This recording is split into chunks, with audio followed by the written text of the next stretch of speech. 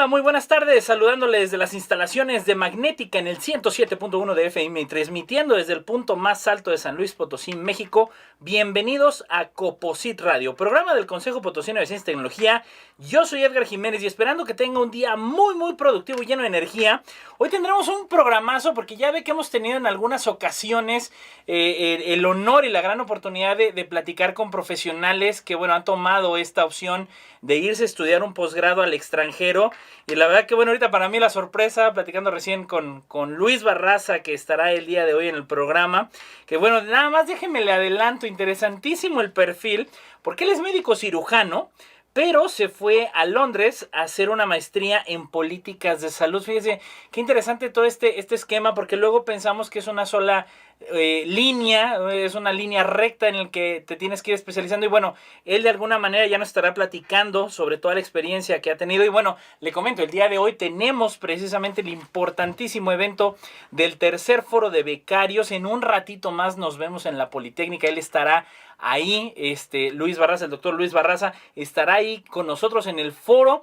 No se le olvide, ahorita estamos arrancando a las 4:30 de la tarde, en un momentito más saliendo de aquí nos vamos al evento. Va a estar importantísimo, él va a estar precisamente en el panel, que si usted, bueno, dice, está tomando la opción de irse a tomar un posgrado, o que su hijo, su primo, su hermano, alguien de su familia está interesado, pues este es el mejor escenario para saber, como dice la película, lo bueno, lo malo y lo feo, o quizá también todo lo positivo de hacer un posgrado en el extranjero. Les recuerdo que nos puede escuchar vía internet en www.magneticafm.com, Facebook Magnética FM XHAWD 107.1 y como siempre saludo a todos los que nos escuchan en la cuna de la independencia, Dolores Hidalgo, Guanajuato. Un saludo a todos, gracias por estarnos sintonizando. A la familia Mesa, al señor Alejandro, a la señora Lupita, Angie Briones y Paco Jiménez, que cada miércoles nos escuchan, así como Alex, Sofi y Alejandro Hernández, que siempre están atentos de Coposit Radio. Quédese con nosotros en esta hora llena de conocimiento. Y bueno, sin más preámbulo, yo le quiero dar la bienvenida a Luis. Luis, bienvenido al programa. Muchas gracias, Edgar. Gracias por invitarme. No, hombre, un honor que estés con nosotros. Y bueno, ya venía platicando lo interesante de esto. Pero fíjate, yo creo que antes de irnos precisamente a la experiencia de este posgrado que estás, que has estado en Londres, más bien quiero retroceder un poquito porque para empezar la carrera de médico cirujano no está fácil. ¿Qué te llevó a estudiar medicina? Y más con la fama de que está difícil entrar, sí. No cualquiera entra, la carrera está dura. Retrocedamos un poquito antes de llegar a Londres. En prepa, en secundaria, ¿qué te llevó a estudiar medicina, Luis? Pues siempre tuve como que no quería estudiar medicina, como que medicina era algo que no quería hacer porque mi papá y mamá los dos son médicos. Ya. Entonces no quería estudiar lo mismo que ellos. Ajá. Pero conforme fue llegando el tiempo de empezar a pensar qué carrera quiero, qué quiero estudiar, cuando estaba en segundo o tercero de prepa, me terminó llamando mucho la atención medicina, más que por una cuestión de biología o ciencia, por la cuestión social. Pasé algún tiempo como en actividades de labor social y, por ejemplo, pasé un tiempo con niños que tenían alguna discapacidad y entonces me llamaba mucho la atención. De hecho, inicialmente yo quería ser pediatra, después ya definitivamente pediatra es algo no era jamás, la línea. Jamás sería. Sí. Después de mi primer guardia en pediatría decidí que eso no era lo mío. Pues, hay que tener, yo creo que el temple, ¿no? Sí, hay pediatras que es duro. Eso sí es un arte, que los ven los niños y dejan de llorar, pero es pesado. Claro. Pero bueno, yo tenía labor social con niños que tenían discapacidades y veía como la enfermedad, la veía como una injusticia.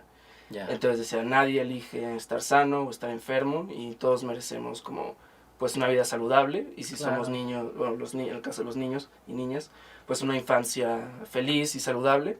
Entonces como yo quería contribuir a que niños y niñas puedan estar sanos y pues no sufrieran esa injusticia de la enfermedad. O sea, esa motivación fue la que te Eso fue lo que estudié medicina. Ya. Y ahora, entras a medicina, y para empezar yo creo que el notición, ¿no? Entraste a medicina, ajá, porque entendamos que es así como que el top select, ajá, de los que entran a medicina. Yo creo que es un antes y un después. Ese desarrollo en la carrera fue muy complicado. Efectivamente tiene esa fama de decir, híjole, no es tan fácil estar en medicina, ¿no? Es pesado. Inicialmente es pesado porque no sé quién cómo siga el primer año de medicina, pero inicialmente es muy pesado porque es muy duro. Son muy duras las clases en el sentido que hay mucha presión, como la exigencia. La exigencia es, inclusive creo que como excesivamente. Por ejemplo, te preguntan acerca de algo que obviamente pues no sabes porque no eres experto, tuviste que haber estudiado todo y aún así pues en un día no te vas a ser experto. Libros, o sea, ya el profe te pregunta por libros completos, y ¿no? Y si no te lo sabes, pues inclusive puede haber humillaciones o insultos así, por lo menos el primer año. Entonces eso es pesado el primer año. Ya después, conforme vas entrando al hospital, ya no es tan cansado como académicamente, ya no es tan pesado académicamente, pero físicamente ya se vuelve muy pesado. Ya. Por las guardias, porque creo que ya van a cambiar eso, ya lo están cambiando. Pero por ejemplo, podías tener guardia un martes en la noche y saliendo de guardia tienes que ir a las 7 de la mañana a clase. Obviamente pues te quedas dormido, cosas así, luego te sacan del salón o te regañan por estar dormido, pero pues estuviste de guardia toda la noche. Entonces... Y lo saben los profes, claro, claro. Lo saben. Pero ahí hay como una justificación de que como ellos lo hicieron así, está bien que sea así. La misma mala costumbre es la que bueno, está claro que pedagógicamente pues no era lo ideal, ¿no? Sí, o sea, dices, no, es como que 4 de la mañana llego en vivo y examen a las 7 de la mañana, pues así, ni con un menudo, arrancabas motores. Sí, no, y de hecho en el internado, por ejemplo, tienes guardia creo que también ya está cambiando eso, pero tienes guardia cada tercer día, entonces son turnos, trabajas 12 horas, pon tú que ese día tengas guardia, entonces te quedas otras 24 horas y luego descansas ese día, al día siguiente trabajas otras 12 horas y al día siguiente vuelves a tener guardia. Entonces eso obviamente también, además de que es muy pesado físicamente, no es sano para el interno en este caso, para el médico, claro. Pues tampoco es seguro para los pacientes. Sí, el diagnóstico, el estado anímico, emocional y cognitivo incluso, exacto. Pues no es el mismo en las capacidades de reacción hasta en urgencias, yo creo. Claro, ¿no? Claro, totalmente. Entonces sí, esas son como las cosas pesadas y pues de las cosas padres, de las cosas bonitas, bueno, o sea, es una carrera que pues la mayoría creo que nos emociona y nos encontramos como alegría en que a nuestros pacientes les vaya bien. Claro. Entonces cuando tus pacientes te agradecen, cuando tus pacientes los ves mejorando, cuando tus pacientes ves que pues sí, que están mejor. Están respondiendo. Exacto, es muy satisfactorio. Claro. Y ahora, bueno, también está este cliché, este tabú social que dicen, entras a medicina y olvídate de tener vida social.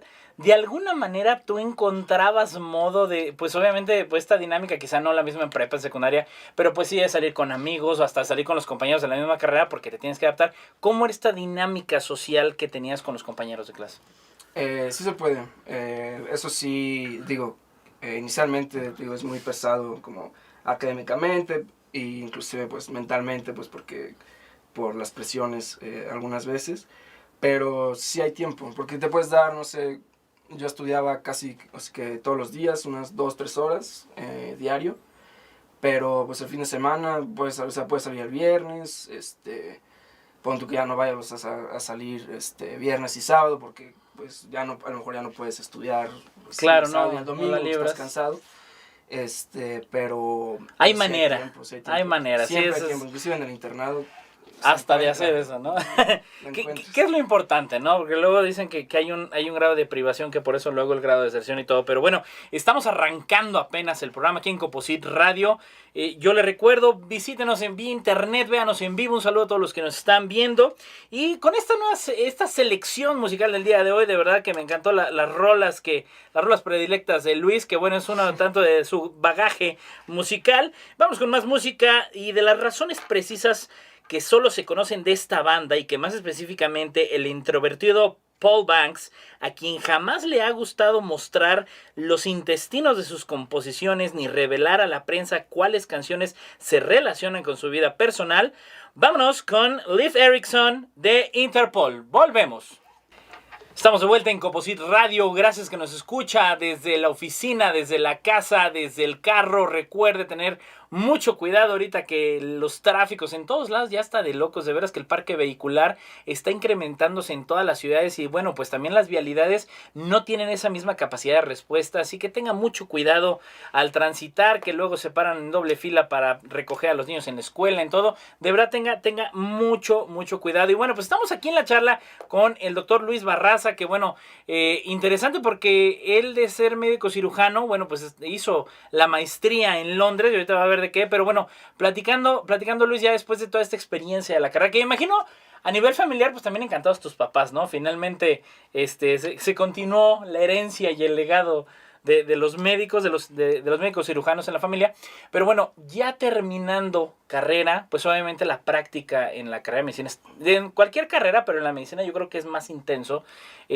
Terminas, te vas a trabajar, haces un internado, ya veías la maestría. ¿Qué sucede al momento de que estás terminando la carrera? Bueno, primero de lo de mis papás. De hecho, mi papá no quería que estudiara medicina. Entonces él no estaba tan contento, pero mi mamá sí. La mamá sí estaba contenta, así que ya la hicimos. O sea, ahí sí no hay bronca. Sí, mi papá intentó por todos los medios que no estudiara medicina. Que no, pero al final sí decidí estudiar medicina.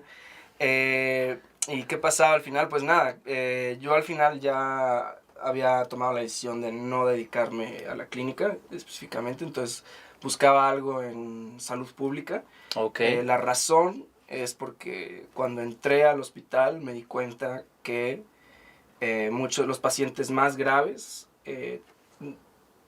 eran, no, como médico realmente no podías hacer gran cosa. Voy a poner un ejemplo. Yo tenía un paciente que tenía 40 años, tenía tuberculosis y él no, creo que la palabra es indigente, él vivía en un albergue, no tenía casa, él escapó de su casa como a los 12 años y él ya estaba para darse de alta. Pero pues no tenía dónde irse, ni estaba oxígeno, pero como tenía tuberculosis no lo podían regresar al albergue, pues porque podía transmitir la tuberculosis. Claro. Y entonces esperó ahí como una gran cantidad de tiempo, pues esperando a que algo sucediera, y pues al final no sucedió nada, él terminó falleciendo. Y pues con ese tipo de cosas me di cuenta que a las personas, o por ejemplo, otro caso, por ejemplo, que una mujer con un cáncer cervicouterino es algo que es totalmente prevenible, que es totalmente detectable, que es totalmente tratable, pero por las condiciones sociales de la persona, por la pobreza, por la falta de educación, por la falta de acceso a los servicios de salud, llega con un cáncer ya muy avanzado al que no le puedes hacer nada. Entonces esa frustración, por así decirlo, claro, de como médico, yo que quería pues como ayudar a prevenir la enfermedad, a que las personas no enfermaran, me daba cuenta que pues las personas que peor les iba, yo como médico pues realmente no podía hacer nada. Entonces a partir de ahí pues sí me frustré mucho, pero encontré en la salud pública como pues el camino hacia poder incidir en estas cuestiones.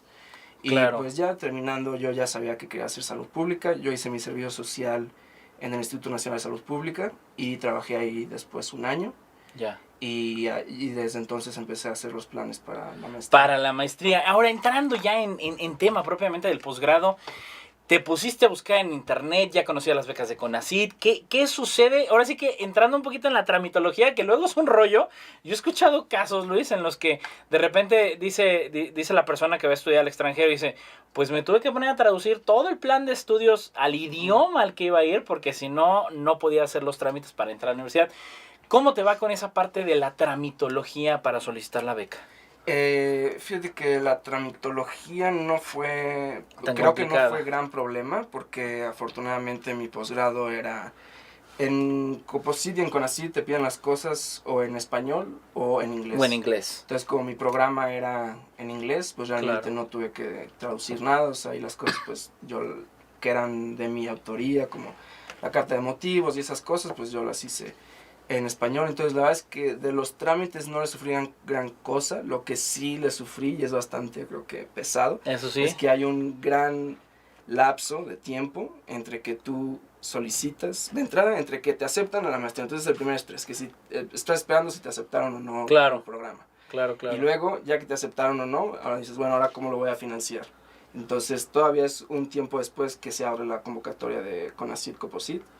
haces todo lo de Conacyt Coposit, que no se me hizo como... muy Pesado esa parte. Pero después de que entregas todo, todavía pasa un largo tiempo hasta que te dicen, creo que es hasta julio, finales de julio, que te dicen si te dan la beca o no. Entonces todo ese tiempo es desde que estás de que si te aceptan o no el programa hasta que Conacyt Coposit te dice si te dio o no la beca, pues es un año en que no sabes pues qué vas a hacer. ¿Qué onda, no? Ajá, Y sí, también es la incertidumbre porque digo, si no te dan la beca, etcétera.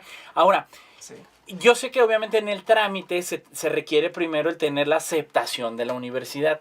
¿Cómo das y bueno, recapitulo un poquito el nombre, es la Escuela de Economía y Ciencia Política de Londres, digo ya en inglés obviamente, el London Schools of Economics and Political Science. ¿Cómo es que das con esa universidad, Luis? Pues yo inicialmente estaba buscando un programa en una escuela que se llama la Escuela de Higiene y Medicina Tropical de Londres, Ya. que se abrevia LSHTM. Entonces estaba buscando un programa ahí y tenían un programa en conjunto, la LSHTM y la escuela donde terminé estudiando, que es LSI, en políticas, planeación y financiamiento de salud. Y entonces ya cuando vi las materias que le correspondían a LSI, de ese programa en conjunto, Ajá. Me llamaban mucho más la atención las materias del LSI y entonces me metí a buscar LSI y LSI ya la conocía, pero no esperaba estudiar ahí. Claro. Entonces me metí a buscar esas materias y me di cuenta que había un programa propio de LSI con esas materias y otras que le complementaban y que me llamaban un poquito más la atención. Inicialmente estaba entre los dos programas, eran muy parecidos, los dos programas, el conjunto y el de LSI nada más. Ya. Al final me llama un poco más la atención el LSI y además LSI tiene convenio con Conacyt. Entonces eso a la hora de, tengo entendido que a la hora de que... la evaluación de toman tu en solicitud y todo, Ajá, toman pues en ya cuenta checan eso. si hay algún vínculo, ¿no? Exacto, y además tiene Ya. un descuento. Ah, El aparte. convenio. Ajá, entonces ayuda. pues me salía mucho, o sea, por varias cosas me termino decidiendo por ese programa, que era pues lo que yo quería estudiar, pero específicamente LSI me decido por esas cuestiones. Ahora, te dan el nombre, bueno, te dan el otorgamiento de la beca por los meses de julio o agosto, más o menos en qué fechas te lo dan. Sí, en finales de julio. ¿Y cómo para arrancar cuándo? ¿En enero del siguiente año o en septiembre? En septiembre, También, o sea, sí, par de meses. Sí, es un rollo también porque pues, necesitas sacar la visa. Claro. Necesitas sacar la visa, para eso necesitas demostrar el financiamiento, pero la visa te pide que por lo menos, no recuerdo, creo que es un mes entero, por lo menos un mes antes tengas todo, o sea, como todo lo que te va a costar la estancia ya, lo tengas en una cuenta de banco sin moverse. Entonces, pues tú estás esperando que la beca, que no, de todas maneras, como la beca no es completa, en el caso de Londres específicamente, la manutención que te pide la visa es con, o sea, así, no voy a dar el número exacto, pero aproximadamente con 1,200 libras, y con Conacyt Coposit te da 880, entonces tú tienes que tener en tu cuenta por mes lo que no te dio. Compensar, o sea, el concurrente, vamos, un recurso extra para que haya manera de darle. Lo tienes que tener en tu cuenta un mes antes, entonces es un rollo porque luego corre la visa, que si te la dan, que si no, que un mes antes tienes que tener el dinero. Tienes que planear como desde antes las cosas, o sea, pensando en que sí te la van a dar. Claro. Pero sí es un rollo. Digo, esa ventana de tiempo yo creo que valdría la pena de alguna manera que se considerara que fuera más amplia. En que te den los tiempos, ¿no? En que sabes si te vas a dar la beca y empezar, porque si no, yo creo que hay gente que se pueda quedar en ese lapso, o sea, que quizás te dan la beca, pero no completé los requisitos y ya no te vas. Exacto, ¿no? Si se puede adelantar cuando te dicen que sí o sí no, por ejemplo, a junio, principios de junio, ya estoy excelente. Ya un mes extra que te den de regalo, ya lo hiciste. Sí. Qué maravilla, la verdad es que estamos platicando interesantísimo y ya nos lo voy adelantando ahorita para el regreso de la segunda parte del programa. Bueno, pues Luis se fue a estudiar una maestría en políticas de salud, que yo creo que ahí es un indicador muy, muy importante en términos del status quo en el que se encuentra nuestro país en materia de política pública referente al sector salud. Es decir, diario, yo creo diario usted, un servidor y el mismo Luis, que yo creo que el espíritu que tiene verdaderamente es increíble en términos de luchar por la justicia social en materia de la salud. Pero bueno, encantados con esta charla, siendo el track con el que nos dejan entrar a su mundo, llevándonos por el bajo de sintetizadores, guitarras y envenenándonos lenta y perfectamente, dándonos un panorama de su natal Nueva York, dejándonos grandes emociones en diversos y profundos momentos, llega Interpol con Pioneer to the Fall. Volvemos. Y ya estamos entrando a la segunda parte de Coposit Radio. Gracias que nos esté escuchando, como siempre, desde el Facebook o desde el radio. No se olvide, magnética, juvenilmente clásica, la mejor programación que pueda usted encontrar en la radio. Y bueno, estamos platicando con el doctor Luis Barraza, maestro, ya que bueno, se fue a hacer un posgrado a Londres. Ahorita estamos platicando de la tramitología y de estos tiempos, de estas ventanas de tiempo que yo le quiero recordar. Acuérdese, ahorita en un momento más, de hecho, Luis se va como panelista al tercer foro de becarios CONACYT Gobierno del Estado de San Luis Potosí para externar, para que los muchachos vayan, a todas las personas interesadas en las becas, en decir, a ver, qué tan difícil, qué tan fácil, qué tan complicado, qué tanto vale la pena, las oportunidades laborales, etcétera, etcétera, porque bueno, finalmente es tiempo, Luis, es esfuerzo, es apoyo familiar, o sea, tienes apoyos, etcétera, pero también es una lucha hasta personal y profesional, ¿no? En ese sentido, y que bueno, yo quiero entrar ya a la parte de que lograste completar, llegas a Londres. ¿Cómo es este choque, pues, tanto cultural como profesional, de decir, pues acá está solo, acá no está, pues, ni los maestros, ni papá, ni mamá, ni nadie? ¿Cómo se dio esa adaptación al llegar a la escuela ahí en Londres, a la universidad? Sí, fíjate que la adaptación inicialmente, bueno, por lo menos, digo, hablo por mí, supongo que habrá otros casos y situaciones, pero por lo menos por mí creo que la universidad te facilita como que no sea tan fuerte, porque, por ejemplo, yo llegué a una residencia de estudiantes, entonces todos estaban en el LSI, todos estaban estudiando su posgrado, y entonces hay eventos para conocerse, entonces todos están en lo mismo, todos están llegando, entonces inicialmente, por lo menos para mí, no fue tan difícil, y también apenas entras al programa, las primeras clases, igual hay como varios eventos como de integración.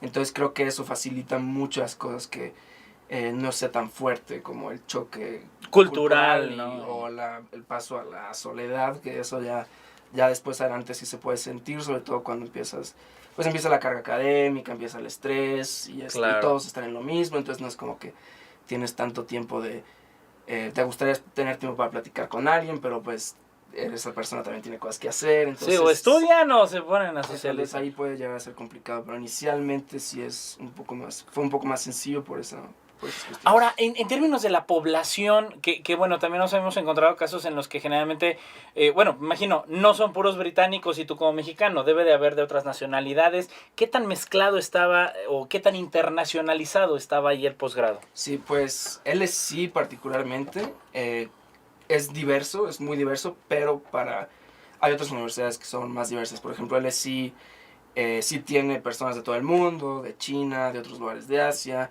de otros lugares, por ejemplo, del Medio Oriente o de otros lugares de Europa, Latinoamérica, pero hay mucha población, sobre todo de Estados Unidos y de Europa. O sea, yo creo que son de donde más vienen, es de Estados Unidos. O sea, las potencias, ¿no? Y quizá más por el tema, me imagino, ¿no? Están más avanzados en eso. Sí, y también creo que sí tiene algunas cuestiones que la pueden llegar a ser como un poquito más elitistas.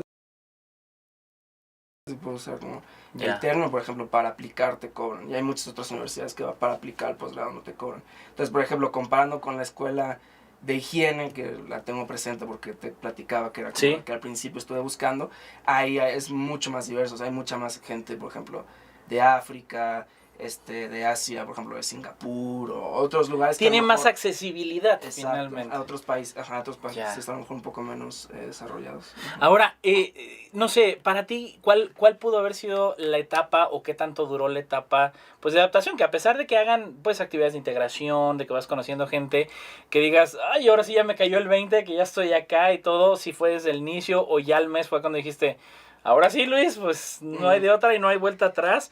Que ¿hubo algún momento que ya tú dijeras, ya sentiste el golpe de realidad o fue desde el inicio?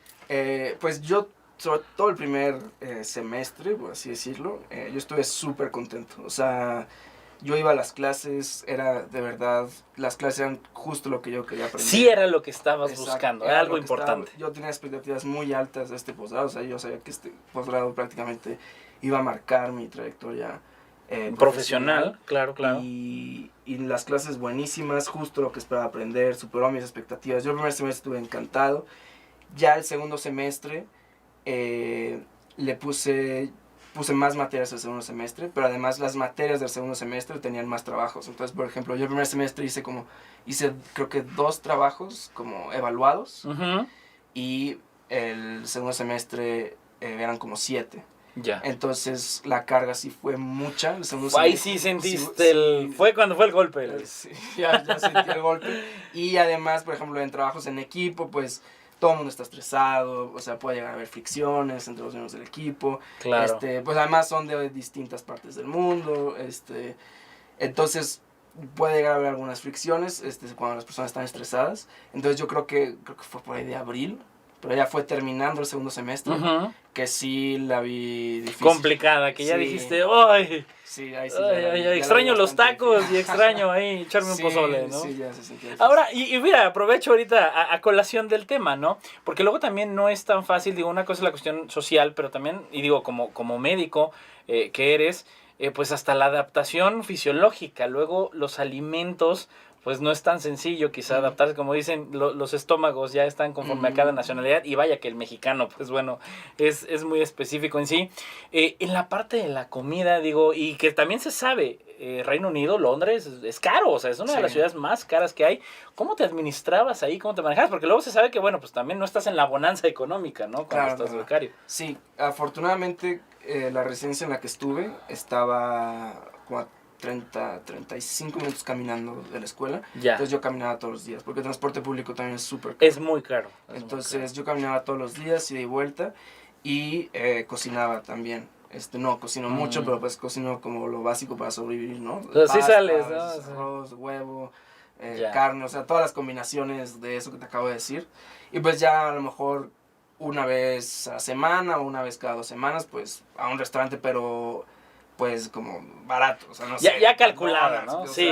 Cosas así, ya. Por lo menos comer en la calle, aunque sea. Ajá, ¿no? sí. Y pues a lo mejor una vez cada 2 semanas salir por, no sé, una cervecita o algo así, claro, pero te tomas unas, yo creo que 2, porque también son muy caras. Entonces, a mí sí me alcanzaba, pero así, justito, gracias a que no pagaba transporte y cocinaba yo. Pero sí, de alguna manera había caro. economías, pero tenías que administrarte. Exacto, pero ya cualquier otra cosa, si por ejemplo si quería comprar para invierno una chamarra, o por ejemplo cuando llegué a mi cuarto, pues a lo mejor tienes que comprar las cobijas y todo eso yo en lo personal lo saqué porque trabajé un año antes, entonces tenía ahorrado. Ya. Pero con lo de Conacyt, Coposit, para eso no te alcanza. Sí, no, hay que ser muy realistas en ese sentido. Y digo, creo que acabas de decir algo medular. Durante el año que estuviste trabajando, ahorraste, nada de que pues también me lo gasté y vámonos al cine a ver toda la cartelera, sino que tenías que también, ese año también te permitió visualizar el de que pues tenías que cuidar si te querías ir, ¿no? De alguna manera. Sí, es importantísimo lo que está comentando. Y bueno, antes de irnos al corte, quiero aprovechar también la pregunta, Luis. La perspectiva que tienen ellos de los mexicanos, porque digo, es obvio que a veces hasta la perspectiva de nosotros como mexicanos hacia el mismo mexicano es una contra la que los extranjeros puedan tener, y yo creo que voy a ser muy específico, con los profesionistas mexicanos, porque no es el mismo que vean al mexicano estereotipado, ¿no? Al mexicano profesionista que se sabe que en el extranjero pues se le ve con otros ojos. ¿Qué sentir tú tenías en ese momento o de lo que has vivido en la maestría, de lo que te veían como mexicano? O sea, ¿cuál era la perspectiva que tú sentías de ellos? Uy, ahí es un poquito complejo porque depende de quién. Depende de quién variaba. Por ejemplo, los profesores, yo creo que no veían, dentro de su gran cantidad de alumnos de Estados Unidos y Europa, también había alumnos de muchos otros países. Ya. No creo que veían a alguno como algún estudiante de algún país de una manera muy particular, etiquetada, ¿no? Ajá, entonces yo creo que muy, muy abiertos en ese sentido. Yo creo que no veían a nadie de una forma especial o no. A lo mejor a los estadounidenses sí de alguna manera en particular, porque la mayoría de los estudiantes estadounidenses venían, o sea, pues para irse a Europa tienen que tener, como ellos no tienen becas, pues muchos, o sea, pues sí vienen como de un estatus socioeconómico pues un poquito más alto. Ya. Entonces, pues a lo mejor sí veías qué tipo estaba de... marcadón, sí, estaba marcadón. Entonces como ahí. que pues ya medio sabes cómo son. Pero hacia los demás, nosotros en lo particular, no. Sí creo, y a lo mejor esto puede variar si te lo dice otra persona. Claro, pero claro. Mi percepción, sí creo que algunos alumnos, sobre todo de países, pues ya Alemania, anglosajones Unidos, principalmente, como ya más desarrollados, claro, sí pueden llegar como a percibirte. A lo mejor no se dan cuenta, yo creo que, o sea, no lo hacen, yo creo que no inconscientemente lo hacen de alguna manera. Inconscientemente sí tienden como a lo mejor minimizar o hacer cierto rechazo, ¿no? Exacto, como hacer un poco menos, por ejemplo, por ejemplo, trabajo en equipo, tú haces tus diapositivas y a lo mejor ellos te dicen que no está bien por X o por Y.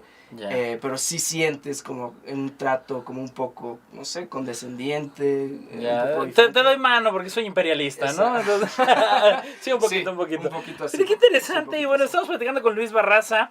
Él realizó la maestría en políticas de salud. Él es médico cirujano de la universidad aquí en San Luis Potosí. Pero lo más interesante es hacia dónde ha girado él su línea profesional. Y vamos con la selección musical que nos trajo Luis, que de verdad ha estado genial. Vayamos con más música.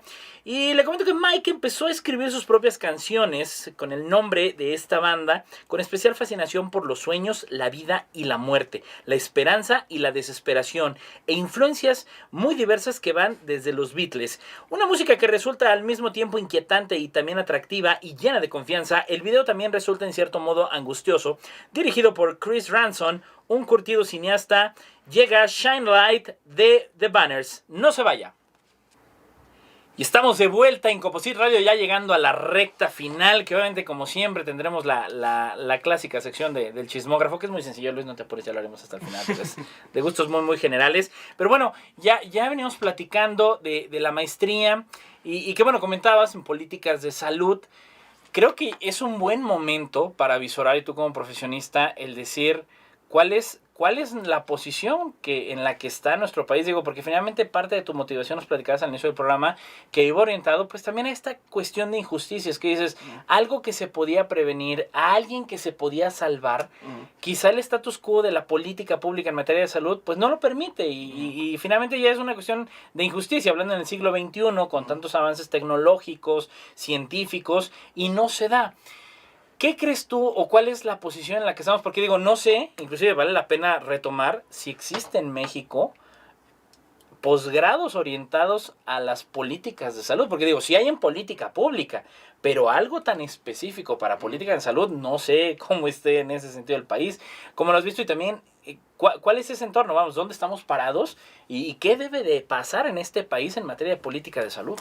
Sí hay un programa, en el Instituto Nacional de Salud Pública también está la Escuela de Salud Pública de México. Y hay un programa que se llama, antes era maestría en ciencias, en sistema de salud, y después le agregaron una clase de política. Digo, sé porque como trabajé ahí, pues también estaba... Ya conocías ahí en la Barrota, claro. Después le agregaron una materia de políticas, y entonces ya le hicieron maestría en sistemas y políticas de salud.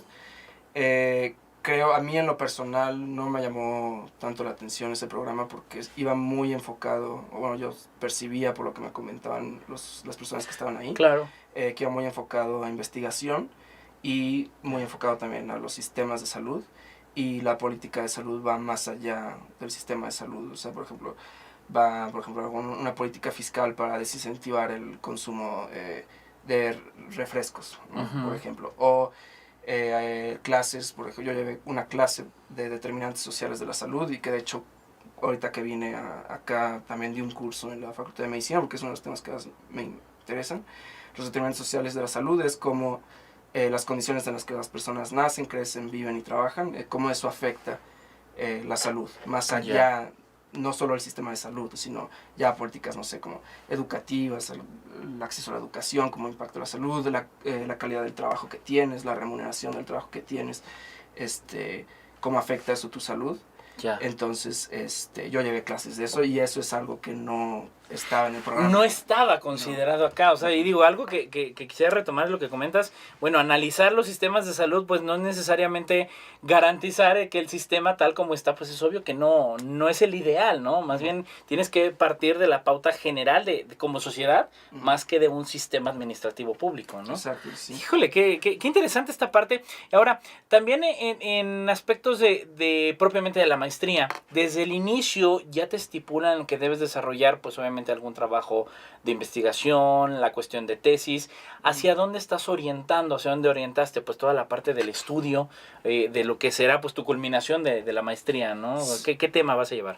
Pues mi tesis yo ya la entregué, de hecho ya me la revisaron. Ya revisado y todo. Vámonos, ya estamos de... Sí, lo hice.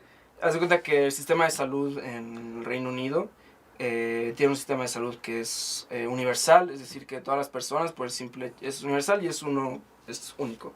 Entonces todas las personas por el simple hecho de ser ciudadanos británicos, ciudadanos, por ejemplo, yo que migré o estaba ahí de residente, tenías derecho, tenía derecho a servicios de salud, igual que todos los demás. De hecho, una amiga se enfermó estando allá, estuvo varios días en el hospital y para nada le curaron ni un peso, ni una libra. Sí, que es una lana aparte. Entonces, Inglaterra tiene este sistema de salud, no te cobran absolutamente nada, es igual para todos. Claro. Pero, por ejemplo, las personas que tienen demencia, por ejemplo Alzheimer, no solo requieren servicios de salud, sino también servicios de cuidados sociales. O sea, te voy a poner un ejemplo, empiezan a tener deterioro cognitivo y entonces pues ya no pueden a lo mejor ir a comprar las cosas como para hacer se le puede olvidar o exacto, algo. Ya no pueden igual bañarse ellos mismos, ya no pueden hacer muchas cosas, entonces necesitan ayuda, entonces necesitan lo que se llaman cuidados sociales. Entonces la mayoría de los cuidados sociales los hacen pues familiares, o sea, informalmente, ¿no? Pero pues hay personas que a lo mejor sus familiares pues tienen otras cosas que hacer, no tienen tanto tiempo como para apoyar, y también puede ser quien no tenga pues ese apoyo de familiares o de amigos, que son quienes hacen la mayor parte de los trabajos, los cuidados sociales. Entonces está el sistema de cuidados sociales, pero el sistema de cuidados sociales es muy diferente al sistema de salud, no es universal, solo acceden personas como de muy bajos ingresos, reciben como un subsidio. Entonces, por ejemplo, no sé, alguien en clase media baja, pues no tiene acceso a servicios públicos de los cuidados sociales. Y entonces la demencia es una serie de padecimientos que cada vez va a haber más porque la población está envejeciendo. Entonces también difieren los servicios dependiendo de la localidad en Inglaterra. No es como el sistema de salud que es igual en todo el país para todos. Acá, no sé, por ejemplo, en un estado, no son estados, pero una localidad financia su propio sistema de cuidados sociales, otra financia su propio. Entonces, obviamente, las localidades que tienen más ingresos, pues pueden financiar mejor su sistema de cuidados sociales que las que no tienen tantos ingresos, ¿no? Las que son más pobres, por así decirlo. Cuidan esa parte económica también, ¿no? De sustentabilidad de alguna manera. Exacto. Entonces, mi tesis fue precisamente de cómo iba a evolucionar los costos de las necesidades en cuidados sociales para personas que viven con demencia de aquí a 2030 para todas las autoridades locales, o sea, cómo iba a evolucionar para cada una según pues las características de la población, el envejecimiento y también los niveles educativos, y también proyecté cómo se esperaba que evolucionaran los ingresos fiscales, o sea, el principal fuente de financiamiento de los cuidados sociales son impuestos locales. Entonces, como si siguiera la misma trayectoria que siguió los últimos 5 años, cómo iba a evolucionar de aquí a 2030 eso, y qué diferencias iba a haber. Y entonces ya lo que muestra la tesis es que ya hay desigualdades en cuanto va a costar y cuánto tienen cada autoridad local, y cómo iba a evolucionar las desigualdades según mi tesis, van a exacerbarse. Entonces, ¿qué se puede hacer como para solucionar eso? Y bueno, lo que propone la tesis es, al igual que el sistema de salud, ¿de salud? centralizar el financiamiento de los cuidados sociales para Ya. poder tener un sistema equitativo en toda Inglaterra. De alguna manera universalizarlo, ¿no? Exacto. Y que bueno, estamos hablando precisamente como se llama el antiguo continente o el viejo continente, pues también lo que está sucediendo con la población, que en México tarde que temprano lo vamos a ver, la pirámide poblacional se va a cargar hacia ancianos, bueno, adulto mayor, y cada vez menos va a haber jóvenes, ¿no? En este sentido. Exacto. Oye, yo quiero pasar nada más también a otro elemento antes de que nos vuele el programa, Luis. ¿Qué recomendaciones tú les darías a las personas interesadas en verlo de un posgrado? Más allá quizás de Londres o del área de expertise tuyo. De manera general decirles, bueno, ¿sabes qué? Que cuida esto o estos elementos en la parte del proceso o prevé esto desde antes. ¿Qué les recomendarías a los chavos? Pues inicialmente, particularmente a los que son de la Autónoma o de alguna otra universidad pública, pues que se avienten. O sea, inicialmente es difícil porque como no cubre todo CONACYT, COPOSIT, por ejemplo, yo preferiría que fueran menos becas, pero que cubrieran todo. Claro. Pues puede ser que haya quien no puede cubrir eso que falta, entonces es difícil.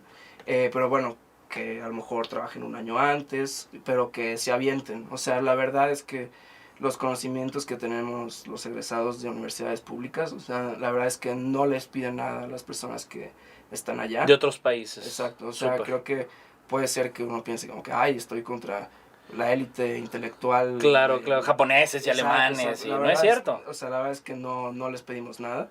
Ya. Creo que tenemos mucho que aportar como desde nuestra perspectiva. Entonces yo diría, aviéntense. También por parte de México, la mayoría de quienes están en esas escuelas vienen de universidades privadas. Por lo mismo, pues tienen más oportunidad de completar lo que no da CONACYT, COPOSIT. Claro. Entonces, pues nada, que se avienten, que crean en ellos, o sea, que se la crean, porque la verdad es que tenemos mucho que aportar. Y pues nada, que aguanten el proceso, que sí es pesado, pero... Pues... Choque y que se lleven unos antihistamínicos, ¿verdad? y el Pepto, ¿verdad? Sí. Perfecto. Y bueno, yo quiero aprovechar siempre al cierre del programa, tenemos esta sección. ¿Deporte favorito, Luis? ¿Que practiques o que te guste ver? Me gusta mucho el fútbol y el béisbol. Fútbol, béisbol. ¿Algún libro favorito? Novela, se llama 1000 soles espléndidos, de Khaled Hosseini. Ajá. Es la historia de dos mujeres a través de la historia de Afganistán, desde que en el contexto de que invade la Unión Soviética Afganistán y después pasando por el régimen talibán hasta lo que pasó cuando Estados Unidos invade por las Torres Gemelas. Entonces son vidas de dos mujeres de contextos muy distintos, pero pues, paralelas. Al final se juntan sus sufrimientos y es un libro muy interesante. Interesante. ¿Comida favorita? Tengo muchas. Ahorita, de la que me acuerdo, me encantan los chilaquiles. ¿Qué más extrañaron, no? Sí, no, yo creo que lo que más extrañé fueron los buenos chilaquiles. Sí. ¿Y alguna película o serie favorita? Película. Seguramente tengo varias películas, pero me cuesta trabajo ahorita pensar en una en particular. Series, ahorita estoy viendo una muy buena que está en Netflix, que es una caricatura, que se llama BoJack Horseman. Okay. Es de un caballo que es una serie muy interesante porque es muy profunda en cuanto... Es una sátira social, pero además es también sátira como psicológica, entonces es como una sátira psicosocial y profundiza mucho en las causas de las personalidades de los personajes. Entonces te cuenta la historia de tal personaje y entonces tú entiendes por qué ese personaje de adulto es así. Llega a eso, ¿no? Y bueno, es muy, a mí me da risa y me gusta mucho la sátira. Pero también es muy, muy profunda, entonces a mí me gusta mucho. De verdad, Luis, ha sido un honor y un gusto y de verdad te deseamos el mayor de los éxitos en lo que venga. Muchas gracias por invitarme. Muchas gracias y estuvo con nosotros Luis Barraza, el doctor Luis Barraza, y que bueno, hizo la maestría en política de salud en Londres, que de verdad ha sido un gusto y yo le repito, nos vemos ahorita en un momentito más en la Universidad Politécnica, allí en el auditorio ASA, la Universidad Politécnica, empezamos a las 4:30 de la tarde, ahí lo espero en el tercer foro de becarios y le recuerdo que el COPOSIT es su mejor aliado en vincular, financiar, capacitar y divulgar en materia de ciencia, tecnología e innovación. Estamos a sus órdenes en dirección de página web slp.gov.mx/COPOSIT, nuestras redes sociales, Twitter, @COPOSIT, Facebook, la fanpage, Consejo Consejo Potosino de Ciencia y Tecnología, en YouTube como Coposit y aquí en la capital potosina, en camino a la presa número 985, a unos pasos a la entrada de la presa San José. Gracias a la Fundación Nikola Tesla, en los controles, Roberto Alonso, gracias Robert, gracias a Alex, Ale Mendizábal y a Raquel Pérez por el invaluable apoyo. Saludo a todo el gran equipo del Consejo Potosino de Ciencia y Tecnología y a los miembros de la red de divulgación de ciencia, tecnología e innovación. Y antes de cerrar con más música, a nombre de la doctora Rosalba Medina Rivera, directora general del Coposit, yo soy Edgar Jiménez y nos despedimos con la rola de este año, que bueno, está muy interesante. Ya hace 2 años que salió en el marco de esta edición, en el año 2016. Este tema está incluido dentro del disco Summer 08. Es tan simple y sencilla que hasta confunde. Instrumentalmente recuerda las baladas de las primeras rolas de esta banda, aquellas que podían funcionar hasta con Lorem Ipsum. Esto es Love's Not an Obstacle de Metronomy. Hasta la próxima.